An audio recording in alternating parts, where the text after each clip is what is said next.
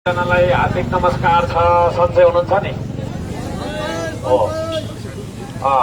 म अब अलिकति बोल्छु 2 मिनट जति। ल, चुनाव चिन्हमा लिएर यसपालि चुनावमा उठिरहेको छु।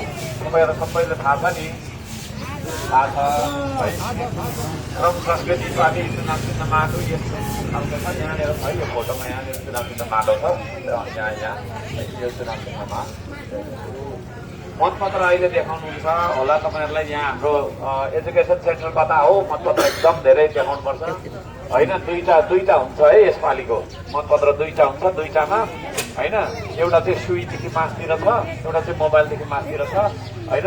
मतपत्र यो यसमा राम्रोसँग हेरेर त्यसमा एक छाप मात्रै हाल्नुपर्छ।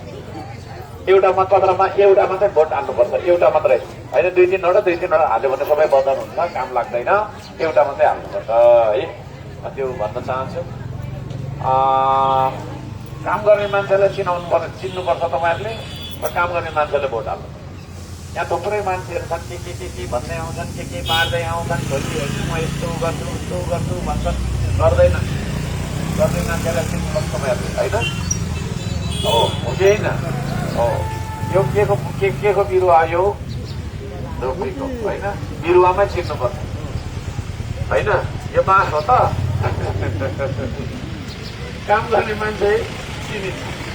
तपाईँहरूले मलाई 3.5 वर्षमा चिन्नुभयो नि, चिन्नु भएन? कस्तो मान्छे रहेछ भन्ने होइन। सारा जनतालाई मिलेर ढुङ्गा बोक्नुपर्छ, मिलेर आफ्नो विकास गर्नुपर्छ, मिलेर आफ्नो पानी ल्याउनुपर्छ, मिलेर आफ्नो पार्क बनाउनुपर्छ, मिलेर आफ्नो बस्तीमा बस्नुपर्छ, सरसफाइ गर्नुपर्छ भन्ने लिएर थुप्रै जागरण ल्याउने मान्छे हो कि होइन म? हो। अब म तपाईँहरूलाई के भनिरहेको छु भने, अब तपाईँ हामी मिलेर हाम्रा यस्ता नानीहरूको, यस्तो नानीहरू छ नि, अब हामी त बुढो भयौँ है, राम्रो बुझौँ है। हामी त बुढो भयौँ, अब हामी मर्ने बेला भयो, अब दिन्दिन। तर यस्ता नानीहरूको भविष्य यही देशमा बनाउने कि नबनाउने हामी है? कि उनीहरू पनि हामी जस्तै झोला बोकेर जाओस् त विदेश? यहाँ हामी सबैजना विदेश गएको है, म पनि झोला बोकेर गएकै हो होइन।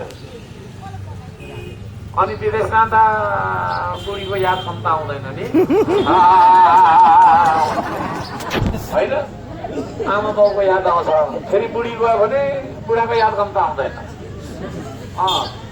सुन्नु न, छोराछोरीको पनि आउँछ। अनि अन्य केटा गयो भने फेरि गर्लफ्रेन्डको याद क्षमता आउँदैन। फेरि कन्या केटी गयो भने बोयफ्रेन्डको याद आउँछ। त्यसको तडपी विदेशमा बसेर होइन, नेपालीले जुनी गालेका छौँ।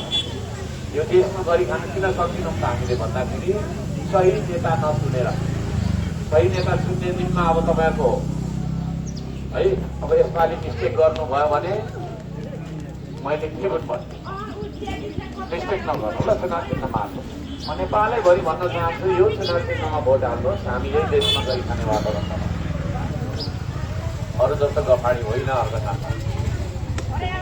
भन्न चाहन्छु, कसैले हामीले पैसा दिन खोज्यो भने विशेष गरी हाम्रो युवा भाइहरू है, अलिकति है त्यस्तो खालको हुन्छ।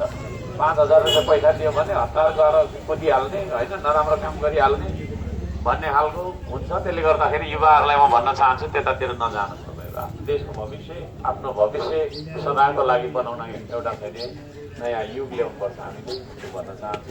तपाईँ हाम्रो सुख दुःख त्यस्तै छ होइन।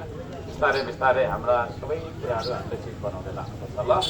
मैले यति भन्न चाहन्छु, धेरै लामो गफ गर्न चाहन्न। मैले यति भने होइन, एकमुष्ट तपाईँहरू भेट्दाखेरि केही कुरा राखौँ भनेर भन्नु ल।